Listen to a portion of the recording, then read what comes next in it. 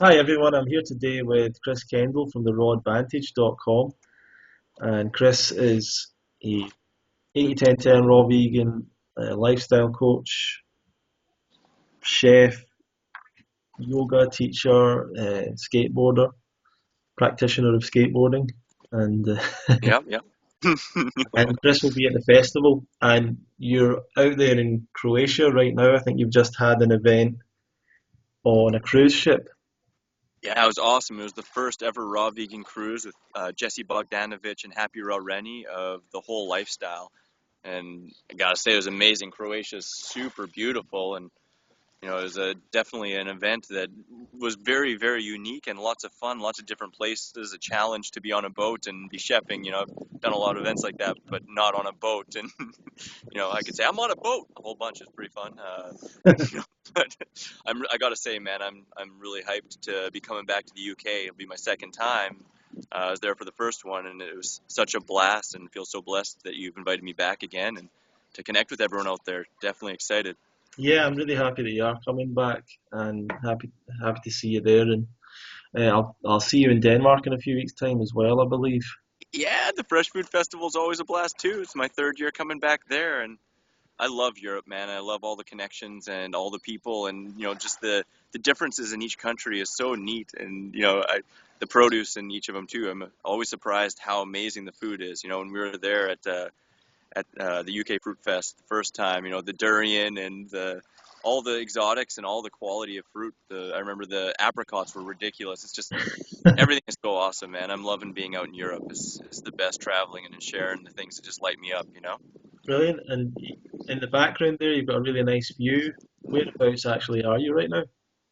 I'm on one of the thousand islands out here in Croatia, about like 2 hours away from Split. To be honest, I don't know the name of this island. I'm just on a little hideaway after the cruise to chill out and sleep because it was busy. I was chefing the whole time and up early and in bed late and Mhm. go go go go. So I'm just here catching some sleep. If I look a little tired, it's because I'm on one day of full sleep after a week of just going for it. So. So you've done a lot of events. You do your own events in Costa Rica as well at Yeah, I've done. Arm of Life. Ooh, I think I've done 9 or 10 of my own retreats and chefed about 8 or 9, and then chefed about 8 festivals, and or no, sorry, about 6 or 7 festivals, and been a part of 10 or 11 different festivals. It's over 20, 25, 30 events, I guess, as it goes on now over the last 6 years, and it's super fun. It's always the best because it's where people really get to come together in community and learn from each other and grow together. And to me, that's what it's all about. Yeah, yeah, brilliant. And at your own retreats, I guess you get a bit of time to be a bit more one-on-one with each person. Yeah, I do, and I really do value that because, some events, they can be so mind melting that, you want to connect with everyone, you want to talk with everyone, you want to remember names, but I'll admit that's never been a strong suit. And doing 5 festivals in a year sometimes and seeing over 1,000 people, I let myself down, and sometimes I feel let others down that I don't really get the connection that I really would like. But there's always a few, and at the retreats, it is a little bit more of a deeper connection, and also a little bit more comfort in totally letting go because it's my retreat. So I know if I say some crazy stuff that, a little off color or whatever it may be, off the cuff, it's a little bit. I don't have someone else looking down and going, "Hey, why'd you say that?" But Yeah, it's all in its place. It's all fun. yeah. Let's go back to the start, I suppose. What was the thing that got you into changing to a raw vegan diet? Because for a lot of people, they're very far away from eating a raw vegan diet, and probably you were at one point in your life as well. Oh What yeah.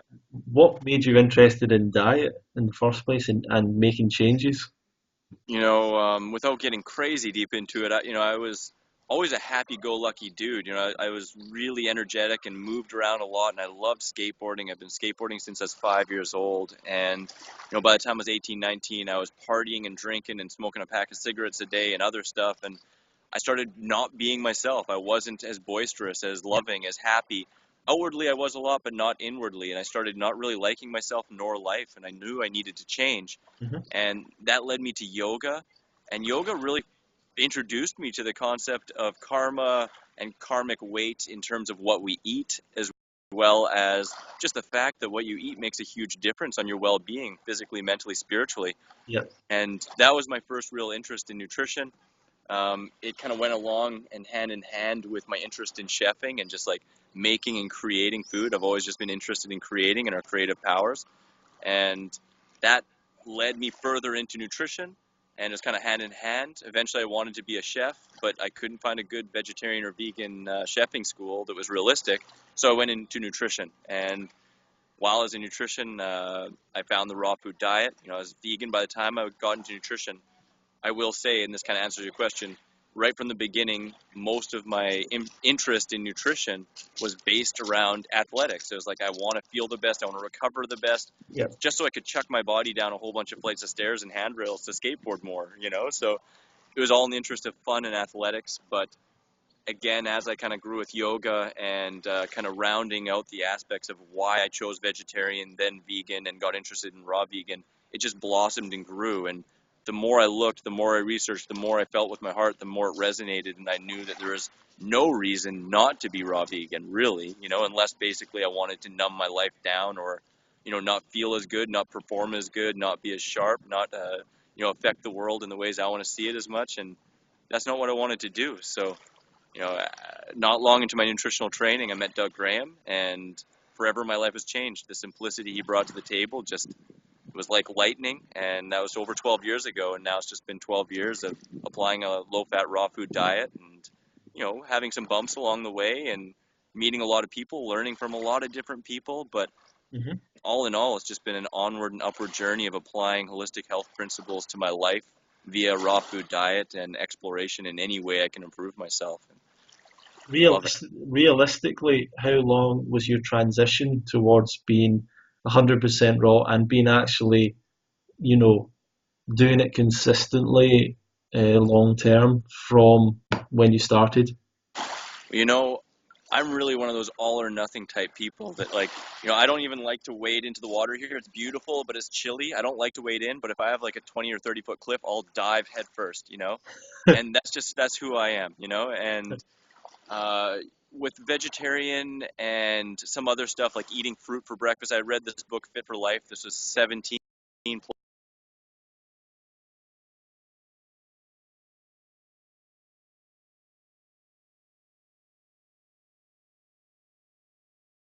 plus years to a full-on vegetarian lifestyle. That took a few years because there was a lot of things I wasn't ready to give up, like meat and cheese and all those kinds of things. But it did happen over a period of a few years. And when I chose to go vegan, which was now 13 years ago, I chose and I went vegan. And when I met Doug Graham, at that point I'd already been basically a high raw vegan or raw-to-4, whatever you want to say, for about 6 months.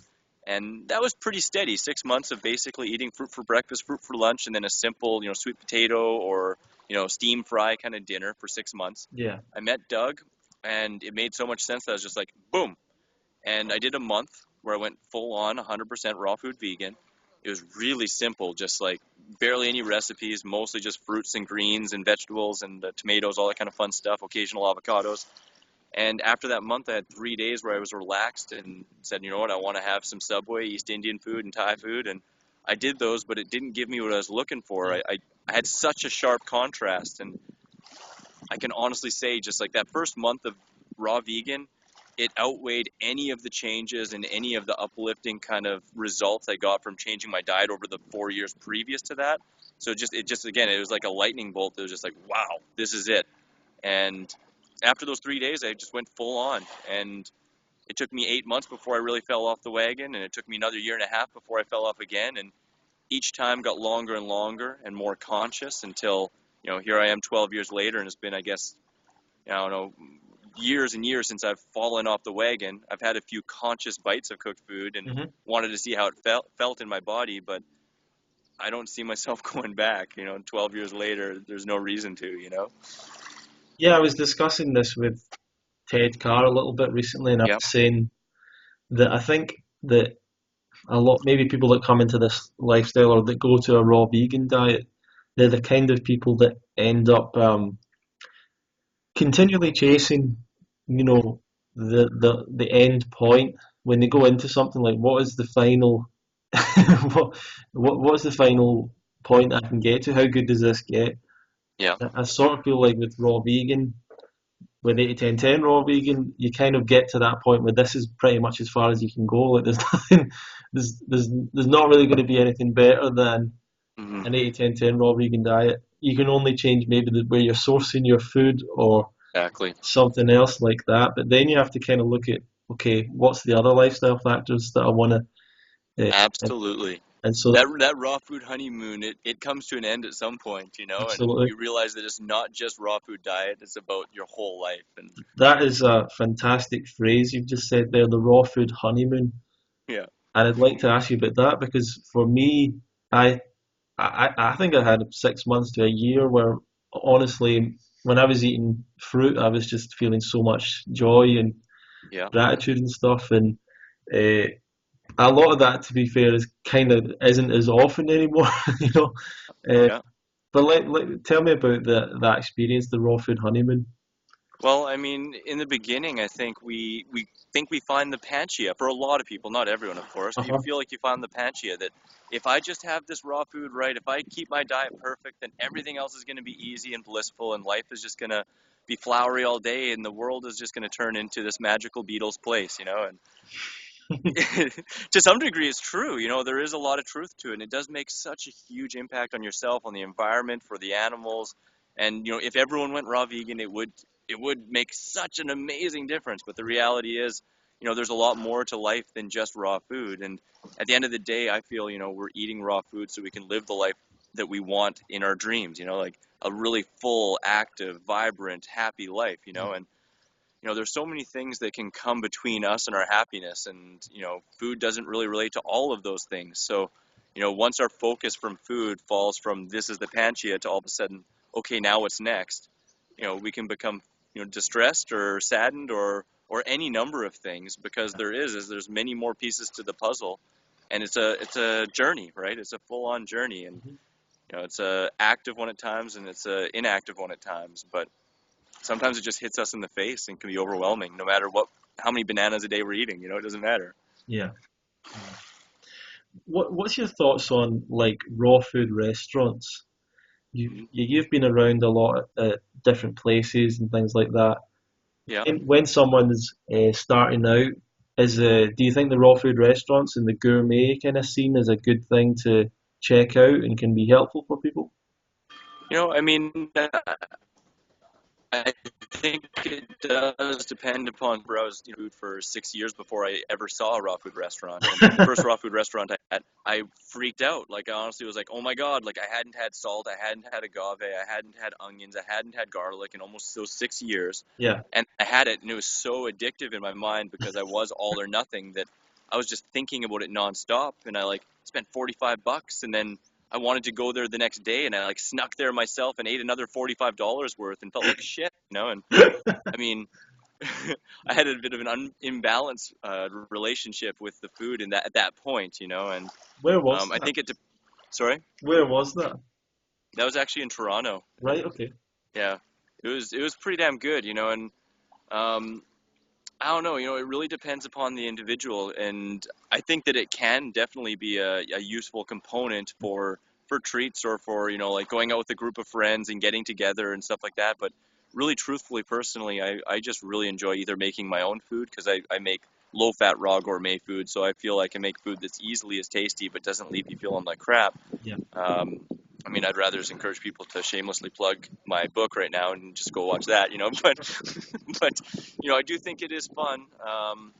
But it does send a mixed message to a lot of the public, because a lot of people just think that's like the upper echelon of raw food. I remember walking into a raw food restaurant, and they're like, "This is the pinnacle of raw food. Like, you can't get better." And it's like, no, go to the trees, man. Like, that's where it's at. And um, yeah, if somebody's having it on an occasion, I think it can be a healthful addition to a raw food lifestyle. But if it becomes the norm, or if it becomes like what is thought as the treat that you're always craving and stuff like that, then it's a little bit kind of a little bit uneven as far as I'm concerned. Yeah. There's kind of well, I guess there's a lot, but there's definitely two types of or there's been kind of two camps in the raw world, I suppose. The idea of gourmet raw Yeah. and these kind of that kind of restaurant and everything, and also the more I don't know natural or whatever you want to call it, the 80-10-10 side. Yeah.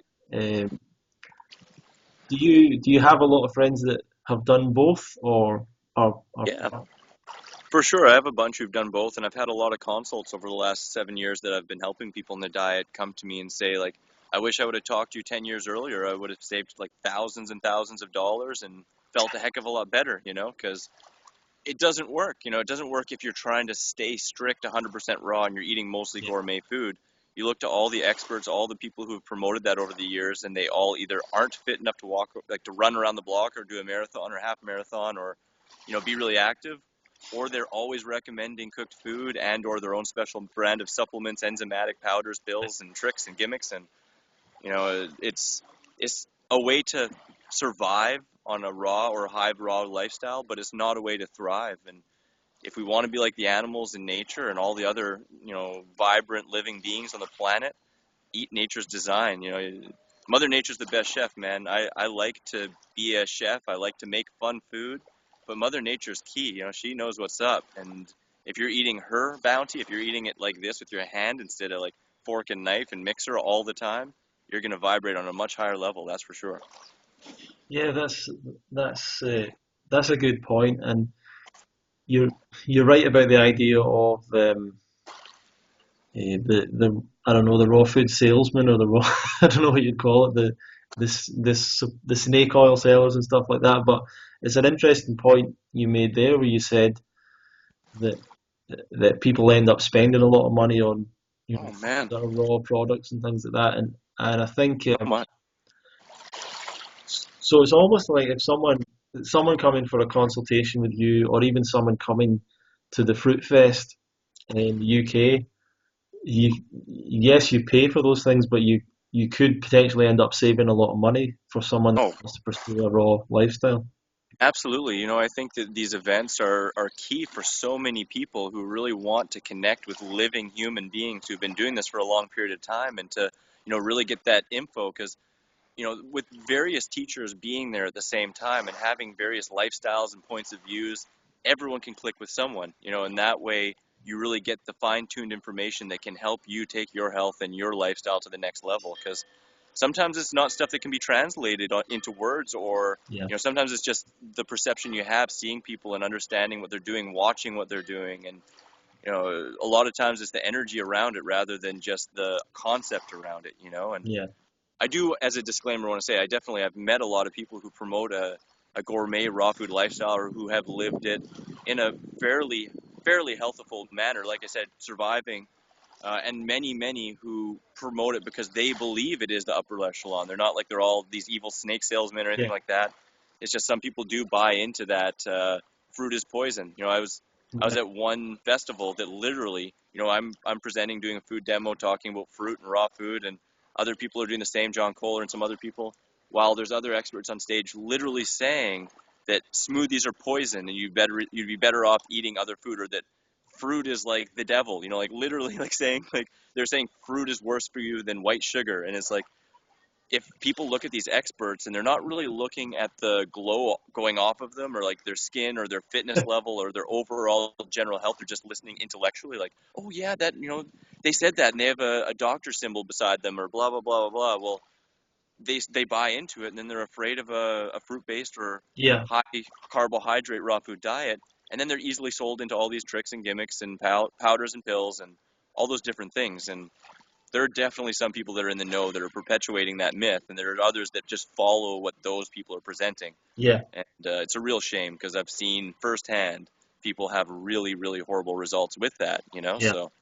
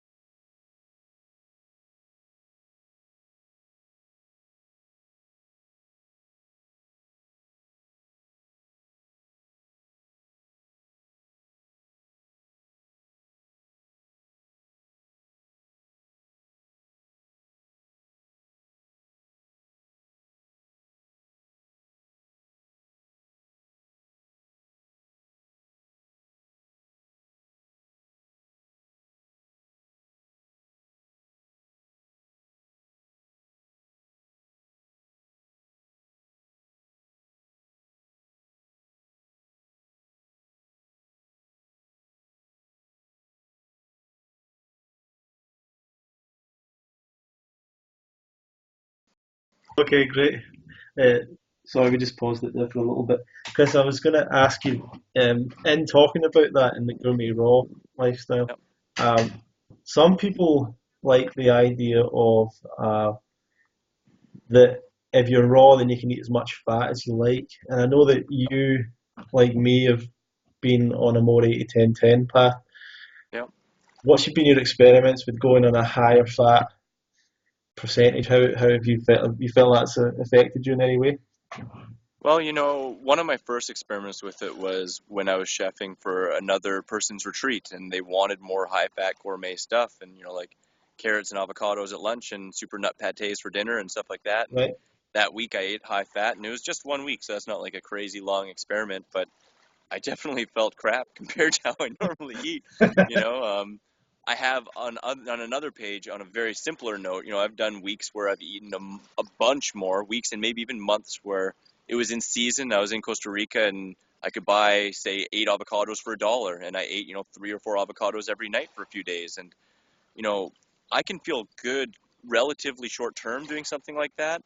I do find that it requires me to adjust my diet, which makes sense because if you're eating high fat, then your insulin isn't as sharp, so I'm not as attracted to bananas and dates the next day. Instead, I'm basically eating more tomatoes, more pineapples, more papaya with more fat, Yeah. which works short term, and that's how people do kind of do decently well on a moderate fat diet. Right. I've also, done more curries and stuff like that, more coconuts when I'm in the tropics and had coconuts and stuff like that.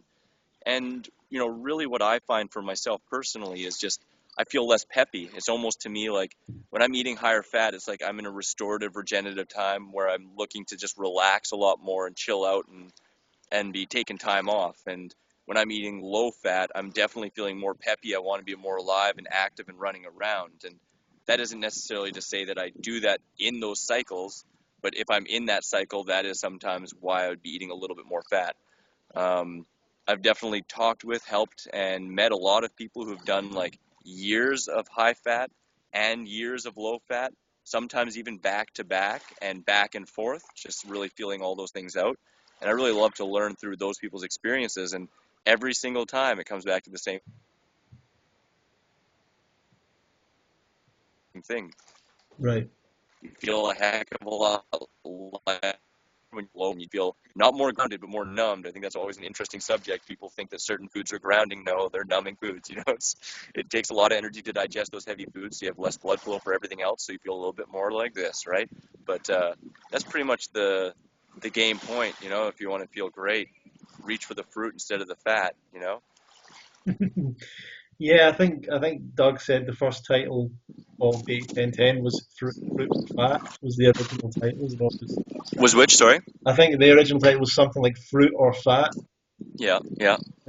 for and yeah, it's one of the things that some people will say when you talk about fruit, they'll start to say, because you can bring up, well, fruit's natural and everything, and fruit's in nature, and the other apes are eating fruit, and they'll say, no, but we don't we've got all this hybridized fruit, and it's all, hybridized, blah, blah, blah. And what's your thoughts on that? On the idea that, it's not wild fruit anymore we're eating?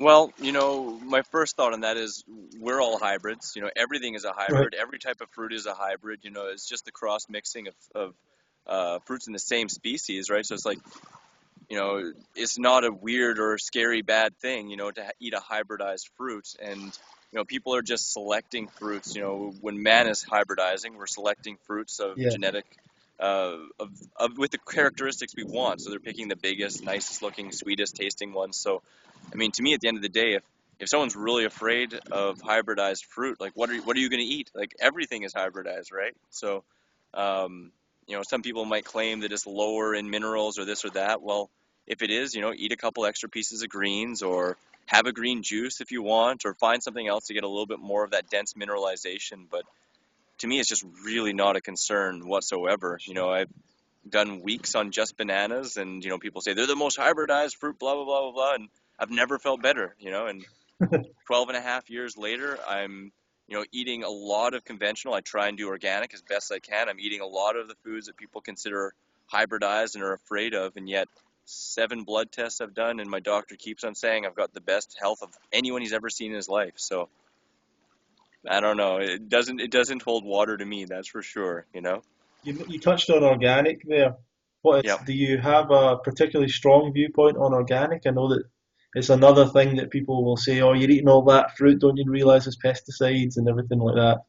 Yeah, I mean, to me, being relaxed about what I do and about how I eat is just as important as organic. And I strive to get organic as much as I can. I'll admit, if it's over double the price of the conventional and it's not like leaps and bounds better in quality and taste, then I'm going to go for the conventional. A lot of times the conventional is just as tasty or much tastier than the organic, and I'm all for organic farming, but just because it's organic doesn't necessarily mean that the chemicals they're using, which are then organic chemicals, are necessarily better for your health or even for the environment, because some places they just skim under that law. They just want to get it certified organic, but that doesn't necessarily cover all the bases, right? So um, I would generally say organic for the win, but I don't think it's a black and white issue that you can just pin it down. Organic all the time is the best in all scenarios for everything and everyone concerned. Yeah, and I suppose there might be the point that cooked food would have pesticides on it as well, and Well, of meat course, products would have more pesticides because the animals are eating food that's had pesticides on them. So absolutely. I mean, you live in a city, probably. Maybe you don't. I don't know. But, you yeah, yeah, have car fumes and exhaust fumes and all these different things. It's like, yeah, I promote eating wild food. It's great. It's great to be able to pick your own food and get the least residue possible, and getting out in nice places like this and getting fresh air and swimming in clean oceans. And, we all do the best we can. But if doing the best you can causes you huge amounts of stress, then I think double check yourself because yeah. that's not doing the best you can for the other aspects of your health. At the festival, you're going to be speaking a bit about what you've kind of been talking about here, creating ease, relaxation, being relaxed in a kind of social setting with Yeah. raw vegan lifestyle, and that's really important. And have you felt that going raw vegan or being raw vegan now, has it affected friendships? Has it affected relationships? Have people not wanting to be around you because you're so different to to their diet and lifestyle? How do you feel that that's what's your Well, experience? I think it's a big subject, and I'm really excited to go into it at the festival itself and to bounce questions back and forth and have a little bit of a conversation because again, it is a pretty deep subject. Um, in my life, truthfully, the first 6, 7 months of being raw, when I was just but a little flickering candle, I felt like I needed to isolate myself to some degree and shield myself. And I didn't go out to bars. I didn't go out with a lot of my friends. And the only places I'd go out with them was if I was skateboarding or doing something that I felt was positive for both of us. But as I built my bonfire, as I've gotten myself stronger, I can do anything. I can go anywhere. I can have fun and play around and, be on a dance floor dancing just like I was when I was drunk if I want to. It doesn't mean I do it all the time, but when I want to, I do that. And, I do sometimes feel sad when I hear other people saying that, they've had to give up a lot of friendships or they've lost a lot of friendships and like some people didn't want to hang out with them anymore because I haven't had that experience. Part of that may be the attitude I come in with, the perceptions I have, and those are some of the things I want to share in the talk. But I really haven't had to, and I have amazing friends that do anything and everything and think either I'm crazy or think I'm the smartest guy they've ever met. And I love them all absolutely equally, So yeah, I haven't had to give up friendships. I do. Sometimes I'm a little bit more choosy with whom I spend my time with on a large scale, and sometimes that's just because I'm really choosy with who I do spend my time with, just as much as who I don't, right? But Mm. yeah, I don't find that it's a delimiting factor in my friendships, new or past. That's excellent. Just probably coming to the end now, but what I'd like to ask is, I know you're going to be chefing at the Fresh Food Festival. Have you got any for people that might be heading there? Have Yeah, you yeah. got any advanced ideas of what the menu might be like? Well, I'm excited to say that I'm chefing the dinners, just the dinners, and I love chefing, but man, when you chef breakfast, lunch, and dinner like I just did here on the cruise, it's a lot of work, man. It's a lot of work. It's go, go, go, and my heart is in connection and talking and sharing with people. So I'm so excited at the Fresh Food Festival to be doing that this year, and I know exactly what I'm serving. I can tell you that, and it's going to be really, really delicious stuff. I got a coconut curry going on, which Oh well. that's a big endeavor, but everyone always, always, always loves them, and Mm. I'm pretty darn sure I have a Mexican chili going on. Everyone seems to love the chili that I make. So there's going to be a lot of fun recipes, and I'm really excited to see what they bring out and all the fresh food because, you know, the honey mangoes, man, you've had them. The Pakistani honey mangoes. Yeah, I don't need a recipe when I got those. That's all I want to eat. yeah, But I know there's a limited factor of those because they are like multiple dollars per mango, but they're good. Oh God, we're gonna eat a bunch of them at least a few times. yeah. I've been having them the last few days, and Oh. you buy 10 boxes and you think that'll last me for the week, and you end up having 4 or 5 boxes in a day, kind of. Yeah, you can't stop. Yeah, excellent. Well, for people that want to come to the fruit festival, Chris is going to be there for the whole time. He's going to be Yeah, doing some yoga, a food demo, and he's going to give a talk, and he'll be there for some of the other panel discussions. And I think you might be involved in talking about being an online entrepreneur and sure. spreading. Yeah. Uh, Anything I can share pleasure, man. I always love to be at the festivals and to connect with as many people as humanly possible. And, together we all light each other up and yeah, raise to higher heights. and yeah, it's going to be another great time this year. And I hope if some of you want to come along, it's fruitfest.co.uk/registration for registering, and you can see a film of the event at fruitfest.co.uk. But thanks a lot, Chris, for spending some time with me today. And where will people find more information about you and the other things that you're doing? Ah, thanks, man. Well, you can find me at therodvantage.com. I have a free iPhone app. You can get a lot of my recipes for free there. And my YouTube, The Rod Vantage, I got a lot of free recipes there. And I'm Rod Vantage on Twitter and on Instagram and on Snapchat. If you follow me on Snapchat, I've been posting pretty much like 5, 6 minutes a day almost, all my travels all around the world and stuff like that. So I don't know, I love to share and I just love to keep on finding new ways to share. So I hope to see you guys at one of those things and see you at the UK Fruit Fest. Super stoked for that. Excellent. See you soon, Chris. Thanks a lot. Thanks, brother. See you guys.